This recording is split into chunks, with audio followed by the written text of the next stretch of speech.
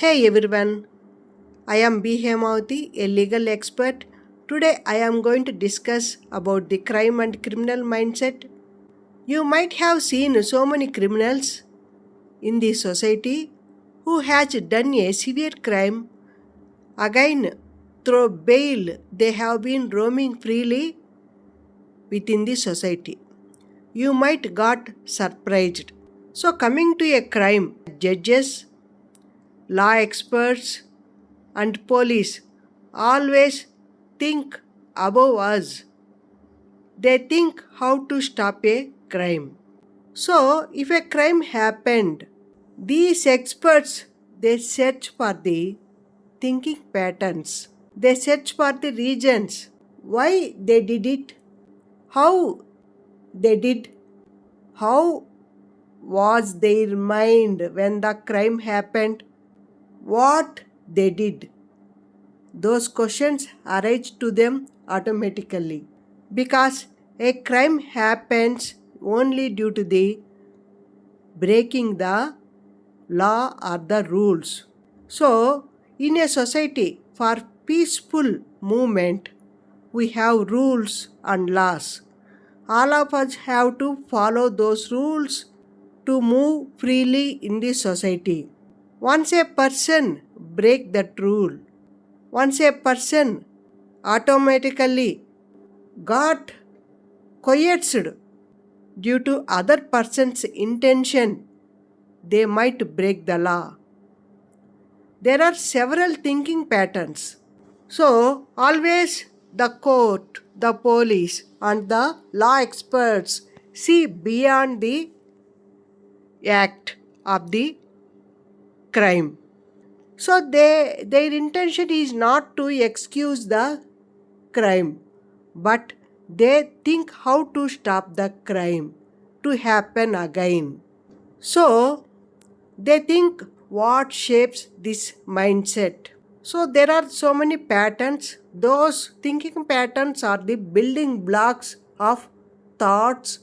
So, here the law experts, the police, and the judiciary see how the criminal has been thinking. They find out whether they have any twisted thinking. Twisted thinking is the thinking where the criminal convince themselves as they have not done any wrong. And again, they might think if they did any wrong to any person in the society, they think that person deserves it. Again, they don't feel any bad because they don't know the consequences of hurting others. They act without thinking. And again, certain mental health disorders also causes different way of thinking. Those mentally ill person doesn't know the feelings of others, or otherwise they disregard the feelings of the others, and also they disregard the rules of the society. So, always the law experts and the judiciary observe the life experience of a person. So, here, especially not only genetical, that is actually through hereditary genes, a person gets the characters of a society through his parents, through his grandparents, but through epigenetics, that means the surroundings, the environment, the upbringing also causes certain genetic modifications. So, if they grown up in difficult situations, if they grown up in a aggressive community, automatically they gets that pattern and they don't feel for any crime they did. People get influenced through the friends who always break the law. They think they are their heroes and they follow them. And again, some persons have very troubled home life. They might have experienced abuse and neglect that also influences them to do a crime. Especially the poverty, low or no education, living in violence community, otherwise normalizing of the aggressive violence in a community. That means the community accepts that violence, abuse, and neglect. All these actually lead a person to do a crime. So, biological factors also influence a person to do a crime. That's what I am saying.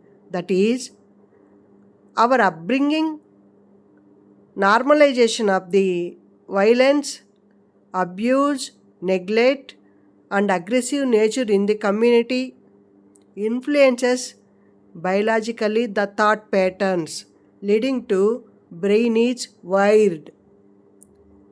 So these persons who have brain is differently wired, they always show aggressive behavior. They possess very poor decision making and their brain is complex. So mens rea means guilty mind that is behind every criminal. If you observe, there might be an intention, a purpose to do the crime, a plan. So court always sees these patterns. Court observes whether there is any guilty mind or there is any criminal intention or plan behind a crime. Again sees whether the person is irresponsible. That means his brain is wired to do the crime again and again. And if the person blames others for his crimes, that is, here the person is doing crime and blaming others, saying they are doing the crime. And again, since a person gets sentenced to his criminal act based on the severity of the crime. If there is no intention behind a crime, if the crime happened accidentally, they will get very less sentence as a punishment. But if there is any ill intention or a plan behind a crime, there is a purpose behind a crime, then the person gets severe sentence. So, always the judiciary checks background in depth to check or to prevent further crimes happening in the society. So already I told you, the persons whose brain is twisted or whose brain is totally fogged to do the crime again and again, that is wired. And those persons who have been desensitized to do a crime, they have been rehabilitated. The rehabilitation helpful in changing their thinking pattern through education, through counseling and therapy, and through skill building. Their criminal intention has been completely lessened. So in order to prevent the crime before it happening, always the judiciary, the legal experts and the police helps to stop through rehabilitation, through poverty alleviation by building skills, through education, and again family support is also very important. Mental health services are also provided to them.